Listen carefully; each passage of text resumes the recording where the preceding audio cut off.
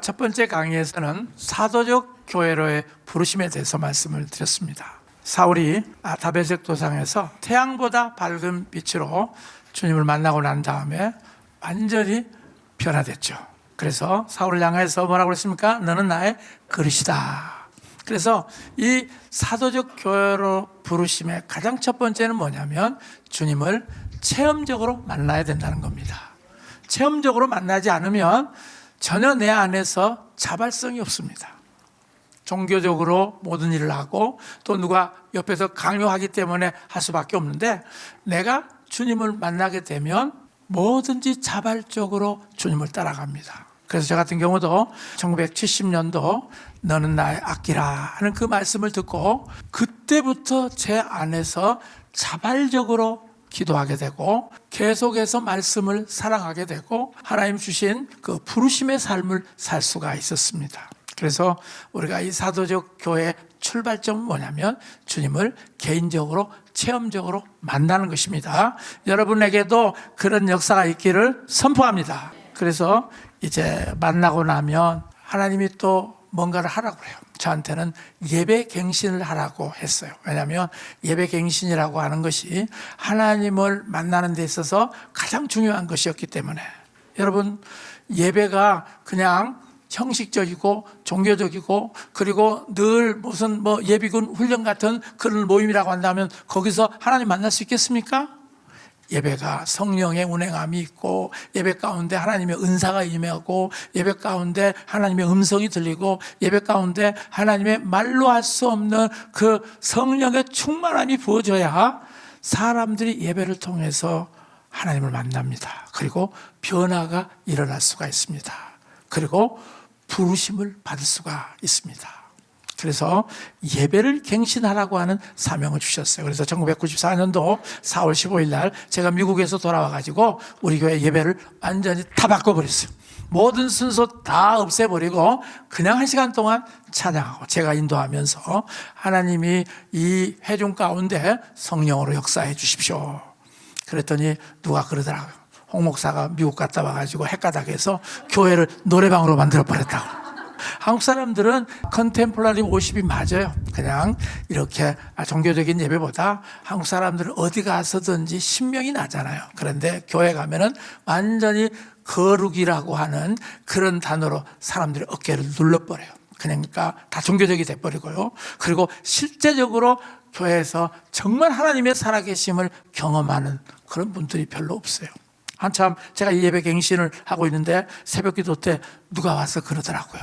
기도를 하고 있는 그 젊은 여자아이한테 가서, 아니 이렇게 젊은 처자께서 이렇게 오랫동안 기도하느냐고 그랬더니, 제가 다니는 교회는 반포에 있는 모 교회 때 거기서는 정말 하나님 만나기가 한 30일 금식 기도해야 만날까 말까 하는데, 이 교회 와서 새벽 기도 딱 봤는데 주의 음성이 들리더라는 거예요. 그리고 성령님의 임재를 느끼더라는 거예요. 그래서 그 교회가 예배에 임재가 있는가, 그 교회에 성령의 운행하심이 있는가 보면, 기도해보고 예배 참석해보면 금방 사람들이 알아요.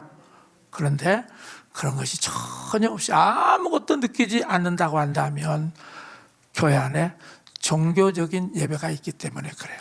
그래서 이제 예배 갱신을 1994년도부터 시작을 했었어요. 그 당시 주일날 아침에 모든 순서, 장로님들 기도, 그 다음에 성가대 다 없애버리고 그냥 할 수 있었다고 하는 것은 맨정신으로 할 수가 없어요. 그걸 다 없애버리고 그냥 제가 갔다 와서 첫날부터 예배를 드렸어요. 그랬을 때 정말 분위기가 바뀌어지고 사람들이 하나님을 만나는, 그리고 여러분, 제가 목회자로서 가장 어려웠던 것이 뭐냐면 성도들이 자발적으로 기도하는 성도를 만들기가 너무 어려웠어요. 예를 들어서 세미나 하는 데는 잘 와요. 성경 공부한다 하면 잘 와요. 그런데 자기 스스로 와서 기도하고 하나님 만나고 하나님 주시는 그 기도의 은사를 가지고 나라를 위해서 기도하고 교회를 위해서 기도하고 하나님 나라가 확장되기를 위해서 기도하는 그런 성도를 만든다는 것이 얼마나 어려운지 몰라요. 저는 목회하면서 그것을 할 수가 없었어요. 그런데 제가 예배를 바꾸고 난 다음에요, 교인들이 기도의 즐거움을 알게 됐어요. 그래서 겨울 영하 12도, 13도가 되는데요. 그 여자분들이 그 테니스 가방 같은 것을 하나 딱 가지고 우리 교회에 와서 그 장의자에서 잠도 자기도 하고 그 다음에 기도하기도 하고 보면은 그 젊은 과천에 그때 젊은 여자들이 많았어요. 예, 굉장히 학력이 다 좋은 사람들이었어요. 예배가 살아나고 기도의 맛을 알게 되니까 이제 스스로 찾아 나와서 밤새도록 기도를, 정말 사람들이 스스로 와서 기도하도록 만든다고 하는 걸 아마 목회를 해본 사람들은 알 거예요. 근데 그거를 하기 위해서 얼마나 노력을 했는지 몰라요. 그래서 사람들을 그 철야 기도에 나오기 위해서 이번 주일에는 일여전도회가 와서 성가대도 하고 그리고 또 기도 순서를 짜고 그리고 또 특성도 하십시오. 그러면은 그 일여전도회가 모여서 이제 빨리 나와봐, 우리 목사님이 하자고 그러는데 와야 될 거 아니야. 그러면서 이제 오죠. 그 다음 달은 2여전도회, 3여전도회, 4여전도회 그렇게 해가지고 와서 한 3달을 하잖아요. 그러면 3달 지나고 난 다음에 그 다음에는 옛날하고 똑같이 돌아가 버려요. 왜? 자기 안에 기도할 수 있는 동력이 없는데, 성령의 강력한 역사가 없는데 어떻게 그렇게 할 수가 있겠습니까? 그런데 예배 갱신이 일어나고 사람들이 예배 때 하나님 만나고 살아계신 하나님을 면전에서 만나고 기뻐하고 눈물을 흘리면서 감격하고 환호성을 지르고 그렇게 하고 난 다음에 성도들이 자발적으로, 그래서 교회에서만 기도하는 것이 부족해가지고 설곡산에 따라왔어요. 그래서 저녁 늦게 올라가가지고 새벽에까지 기도하면서 교인들이 그 기도하는 설곡산 언덕에 초가집 짓고 베드로와 야고보와 요한과 함께 정말 우리 주님 만나고 싶다, 그런 남자 동호회들도 있었고요, 여자 동호회들도 있었어요. 여러분, 예배가 살아나야 기도가 살아납니다. 예배가 살아나야 교회 안에 자발성이 생기고요, 예배가 살아나야 사람들이 변화할 수 있어요. 그래서 예배 갱신을 했었습니다. 또 그 예배 갱신을 하다 보니까 사람들 안에 있는 옛사람을 버리고 새 사람을 입어라. 정말 굉장히 멋있는 사람들인데 진짜 성령이 운행하시는 예배를 들으니까 막 난리가 나요. 막 이렇게 하고 그냥 난리가 나더라고. 그런데 그렇게 성령께서 역사하니까 그 안에 있는 많은 영들이 떠나가더라고요.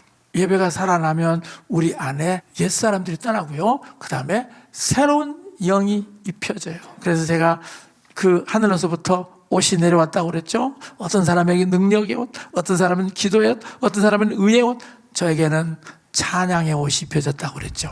우리가 예배를 드릴 때 하나님께서 시청각적으로 역사합니다. 그냥 와서 믿음으로만 그렇게 해도 되지만 하나님은 모든 걸 다 사용해요. 시청각을 다 사용해요. 어쩔 때는 우리에게 문자 서비스로 여러분들에게 알려주실 때도 있고요, 어떤 경우에는 하나님께서 화상 서비스로 여러분들에게 보여주시고 가르쳐주세요.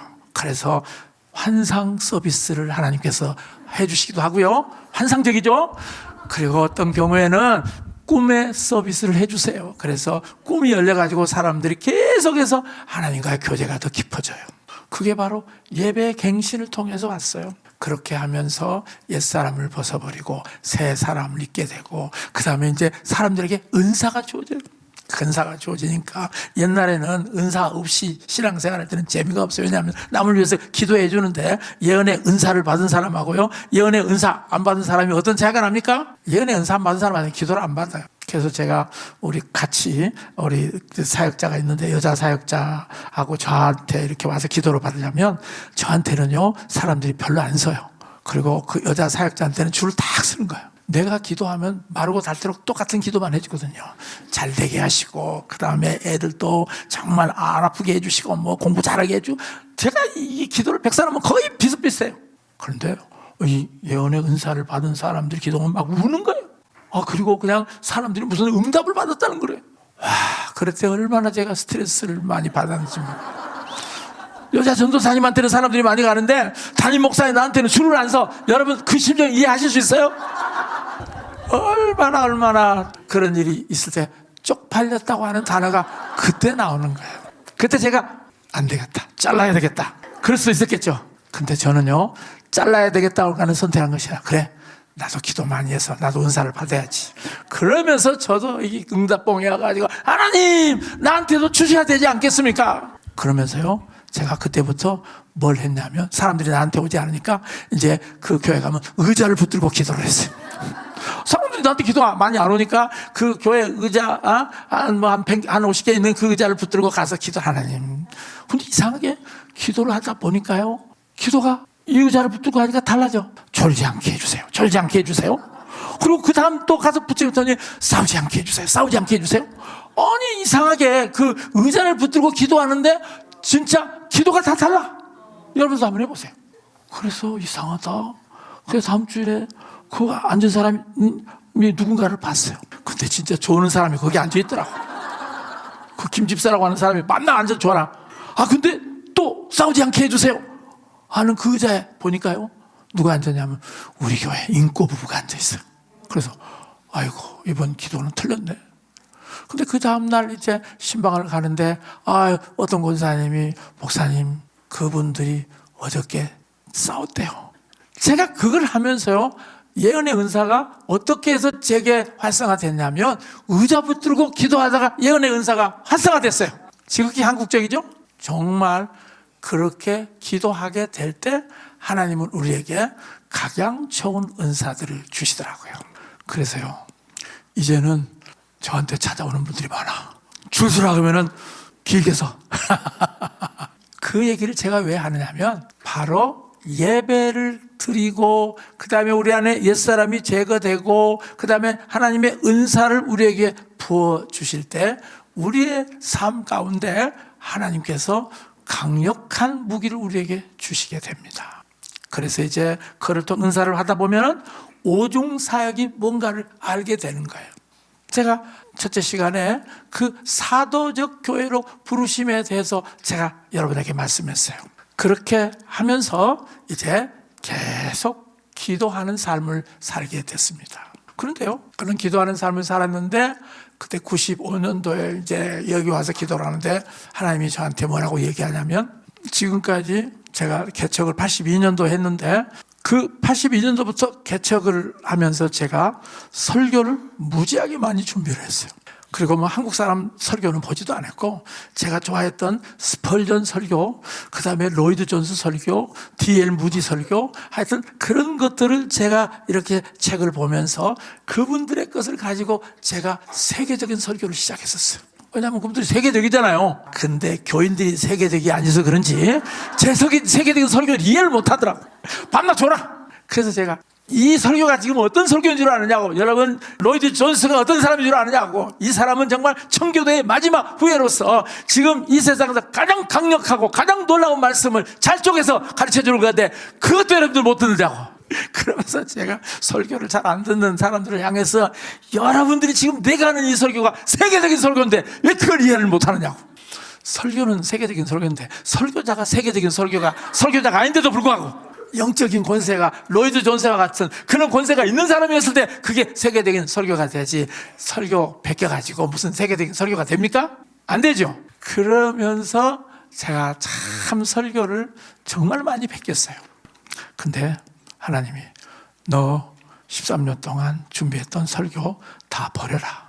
그리고 너 이제 설곡산에 와서 이 본문만 가지고 와서 나한테 기도를 해라. 그러면 내가 너에게 설교를 주겠다. 그렇게 말씀하시는 거예요. 그런 얘기 들을 때 아멘, 좋다. 여러분들한테 그런 얘기가 안 들렸으니까 그렇지, 정말 여러분들이 13년 동안 모아놨던 그것을 여러분들한테 버리라 그러면 여러분 아멘 그렇게 할 수 있어요? 내가 지금까지 준비했던 것들이 다 없어지는데 그걸 놓을 수가 있어요? 그래서 그때 우리 황영주 우리 실장님은 그때 이제 우리 교회 간사님이셨어요. 그래서 제가 이런 얘기를 했더니 그럼 갖다 버리죠 하면 갖다 빨리 버려버렸어요. 나는 좀 그런 것을 하면은 그래도 그렇게 하면 안 되시지 않나요? 라고 해야 되는데 버리지 하면서 버려버려. 불태워버렸어. 정말 그 설교, 그 13년 동안 모아놨던 그 설교를 다 없애고 나니까요, 도대체 이제 어떻게 해야 되는가. 그러면서 기도를 하는데 95년도에 저한테 너 이제 출애굽기를 시작해라. 그래서 1장부터 네가 이 출애굽기를 계속해서 강해 설교를 하라. 그러면서 이 출애굽을 통해서 이제 너희 교회의 영적 출애굽을 시작할 것이다. 그렇게 말씀을 했어요. 그래서 영적 출애굽을 시작한다고 하는 그 얘기를 이렇게 하시면서 너 이제 응답봉에 와서 계속해서 와서 7시간씩 기도해라. 그리고 그 본문을 보면서 방언으로 계속 기도해라. 그러면 내가 너에게 설교를 주겠다. 그래서 제가요, 아무것도 가져가지 않고 성경책만 가지고 갔어요. 그러면서 너무 춥기도 하고 또 배고프기도 하고 그런데도 불구하고 가서 7시간 동안 계속 기도를 했어요. 방언으로 기도를 했어요. 그러면서요, 저한테 노래를 하나 주셨어요. 어떤 노래를 주셨냐면요, 6월절 어린 양 예수 지금 오셔서 죄로 물든 내 영혼을 깨끗게 하소서.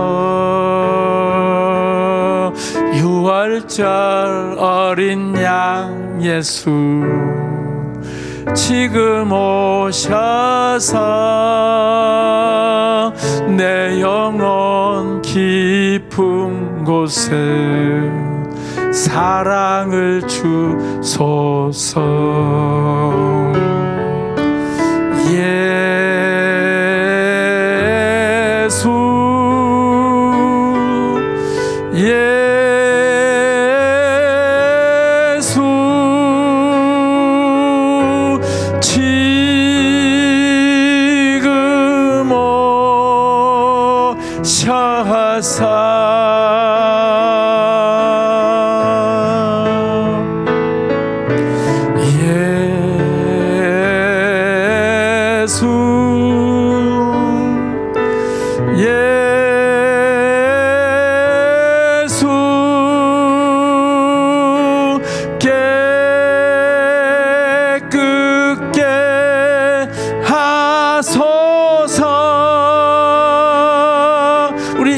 지금 같이 합시다. 예수 예수 지금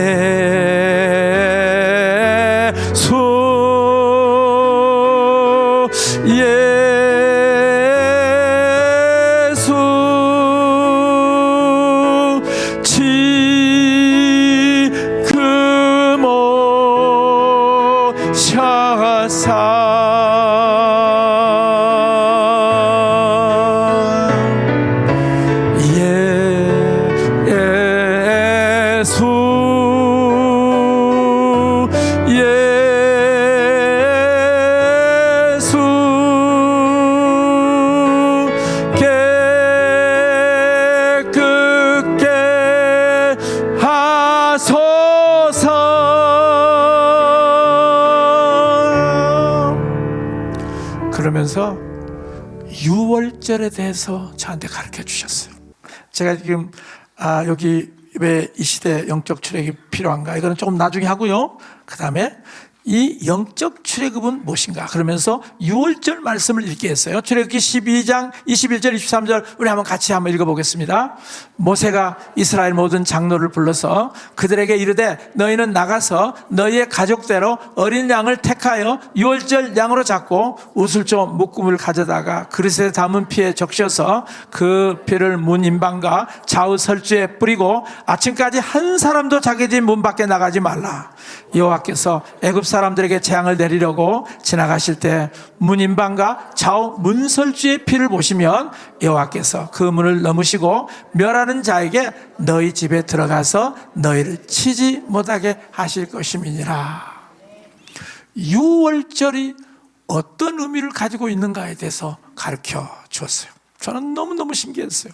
왜냐하면 로이드 존스 책이 없으면 제가 설교를 준비를 못했고 스펄전의 그 설교집을 보지 않고서는 제가 설교를 만들 수가 없었는데 그런 걸 다 버려버리고 그 다음에 이 성경 본문만 가지고 와서 계속 기도하라 그랬을 때 과연 그런 설교가 주어질까? 그랬더니 하나님이 야, 너 그것도 몰라? 내가 너한테 찬송을 전혀 할 줄 모르는 너한테 찬송을 줬는데 설교 안 줄까 보냐? 찬송도 줬는데 설교 안 주겠어요? 여러분, 우리는 찬송도 주셨는데 설교는 안 주실 것 같아. 왜? 그렇게 받아본 적이 없기 때문에. 그렇죠? 설교는, 아니, 찬송은 이제 내가 받았기 때문에, 기도하면 찬송 주신다 하는 것에 더 자신 있어요. 근데 그 설교집 안 보고 설교를 안 해봤기 때문에 설교는 안 주실 것 같아. 그런데 주시더라고요. 그러면서 이 유월절에 대해서 설교를 하는데, 자, 이 유월절을 어떻게 저한테 가르쳐 주었냐면요, 유월절의 첫 번째는 자유함이다 라고 말씀을 해 주셨어요. 그래서 유월절에 그 피 흘림을 통해서 이스라엘 백성들이 애굽에서 자유함을 얻었어요. 그뿐만 아니라 우리도 예수 그리스도 안에서 자유함, 죄에서부터 우리가 자유함을 얻게 됐어요. 정말 그 유월절의 피가 우리를 구속해 주셨다고 하는 그것을 이 말씀을 통해서 알게 해주셨고요. 그 다음에 두 번째는 뭐냐면 우상 숭배 예배로부터 자유했다는 것입니다. 사실 이스라엘 백성들이 애굽에서 오랫동안 살다 보니까 애굽의 어떤 제사의식, 또 애굽 사람들이 하는 그 의식을 옆에서 보면서, 야, 우리가 믿는 하나님보다 애굽의 신이 더 강력한가 보다. 그러면서 거기서 오랫동안 살았던 사람들은 사실은 우상 숭배 예배에 너무나도 많이 참여하고 있었어요. 그런데 하나님께서는 이스라엘 백성들을 애굽에서 꺼내서 너희들은 정말 신령과 진정으로 나를 바라봐라 하고, 그렇게 출애굽을 통해서 예배하는 그러한 제사장 민족으로 만들어 주셨어요.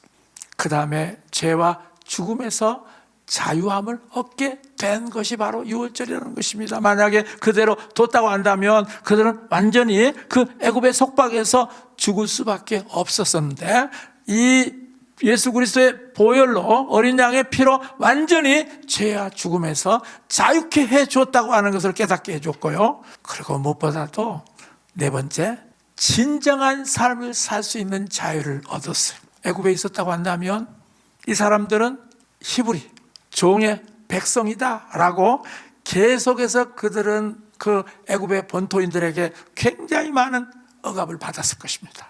그런데 그들이 비록 고생을 했지만 그 애굽에서 출애굽을 했기 때문에 진정한 삶을 살 수 있는 자유를 얻었어요. 나중에 설명을 하겠습니다만은 이 진정한 삶을 산다고 하는 것은 이런 이 속박에서 완전히 벗어나지 않으면 안 된다는 거예요. 우리나라 같은 경우도 8.15 광복절이 없었을 때는 어땠어요? 우리나라가 일본의 그 강제 통치에 의해서 항상 속박을 받았어요. 이름도 우리 이름으로 쓸 수가 없어요. 그런 이름으로 우리가 살았어야 되는데, 우리가 일본에서부터 완전히 해방이 되니까 어때요? 홍정식. 얼마나 좋아요. 여러분, 이런 내 마음대로 정말 내 이름을 사용할 수 없는 그런 억압 속에 사는데, 이 애굽에서 나왔기 때문에 그들은 정말 진정한 자유의 삶을 살 수 있게 됐습니다. 그것이 바로 유월절이라는 거예요. 그래서 예수 피가 우리를 그런 진정한 삶을 살 수 있는 자유를 주시는 것이 바로 유월절이라는 것입니다. 그 다음에 두 번째는 구별되는 거라고 가르쳐 주셨어요. 자, 하나님의 사람과 백성의 구별. 하나님의 사람 모세는 하나님의 음성을 들었고요, 백성들은 하나님의 음성을 못 들었어요. 그렇죠? 그래서 홍해를 건널 때는 되게 좋아했어요. 그런데 부추가 없고 그 다음에 밤낮 똑같은 박한 음식, 그 만나만 줬을 때, 메추라기를 주었을 때 그것만 먹으니까요, 여러분 닭가슴살만 계속 줘봐요. 그럼 다 불평을 거예요. 그런 하나님의 그 사람과 백성의 구별이 거기서 나타나는 거예요. 그래서 하나님의 리더십을 가졌던 모세는 하나님의 음성을 듣고 항상 하나님이 원하시는 방향으로 가려고 하는데, 그런데 이 백성들은 어때요?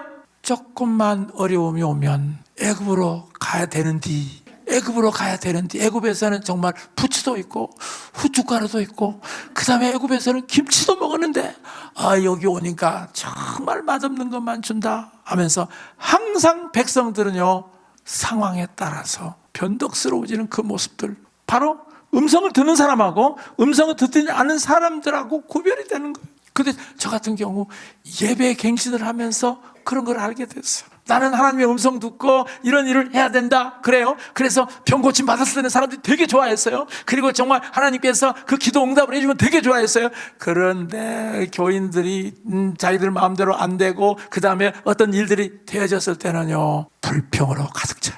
그래가지고 어떤 집사님은요, 저한테 와가지고 딱 하면서 내 책상을 딱 두르면서 언제까지 네 노래만 부를 거냐고. 아니, 내 노래만 부른 게 아니라 찬송가도 3장 했고, 그 다음에 온누리교회에서 두란노에서 하는 거 3장 하고, 내 노래 3개 했는데 왜 내 노래만 부른다고 그래요?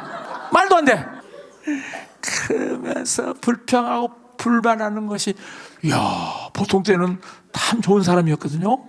제가 다 성경 공부해서 안수 집사까지 만든 분인데, 나 그렇게 좋은 사람, 테니스도 같이 치고 너무 친했는데 갑자기 돌변해가지고 그렇게 완전히 책상을 치면서 그 얘기를 하는 것을 보면서, 와, 하나님의 음성을 듣는 사람과 하나님의 음성을 듣지 않는 사람들이 구별되는구나 하는 것을 알게 됐어요. 그뿐만 아니라 애굽인과 이스라엘 백성의 구별이 되어졌죠. 그래서 고센 땅에 이스라엘 백성들에게는 해가 끼치지 않고 병이 없고 하는 그런 구별. 여러분, 이 6월절은 뭐냐면 구별시키는 거예요. 하나님의 백성들과 하나님의 백성 아닌 사람들하고 구별하고요, 그 다음에 하나님의 사람과 백성을 구별할 뿐만 아니라 애굽인과 이스라엘을 구별해서 하나님이 대우를 해주셨어요. 오늘날에도 하나님은 이 고센 땅에 있는 백성들에게 보호해 주신 것처럼 하나님의 보호하심을 입는 백성들이 있어요. 하나님을 사랑하는 자들에게, 하나님의 뜻대로 부르심을 입은 자들에게는 이 고센 땅에 보호하심이 있습니다. 하나님은 그런 백성들을 구별시키십니다.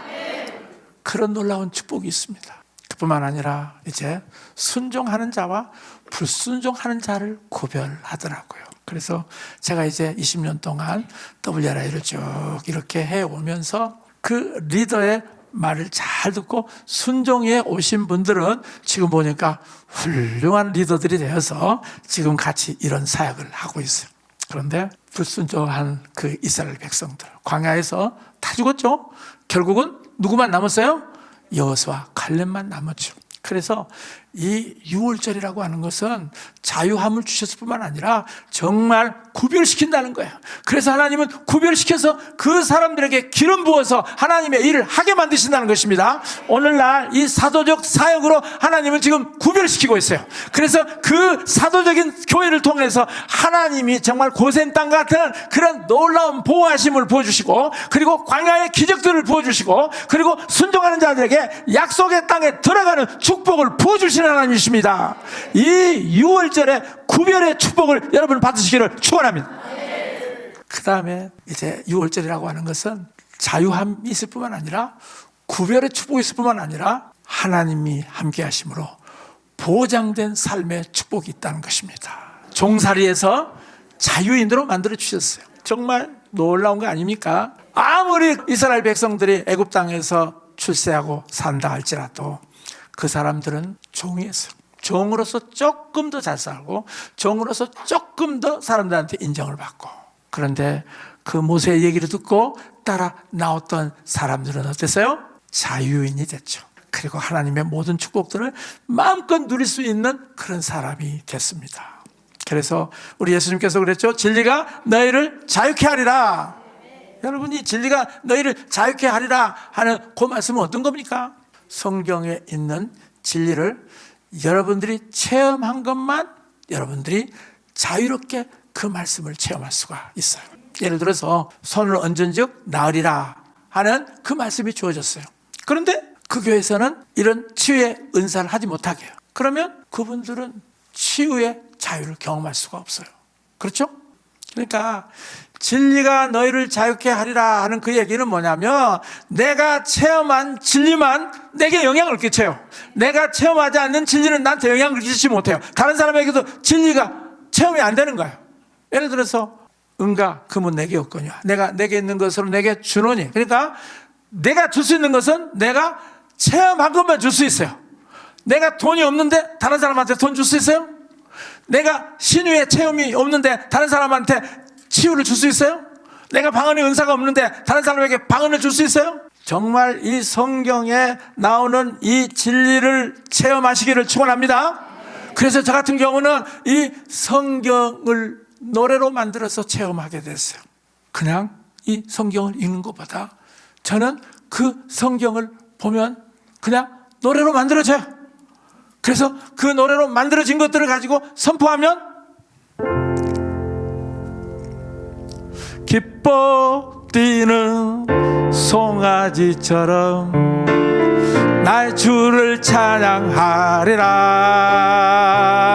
기뻐 뛰는 송아지처럼 나의 왕을 경배하리라. 주님의 이름 경외하는 자 치료 예비 비추리라.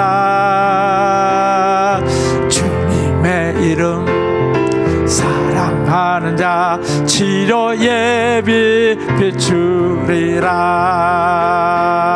주님의 얼굴 바라보는 자 의로운 해가 떠올라서 주님의 능력 사모하는 자 치료의 광선 비추리라.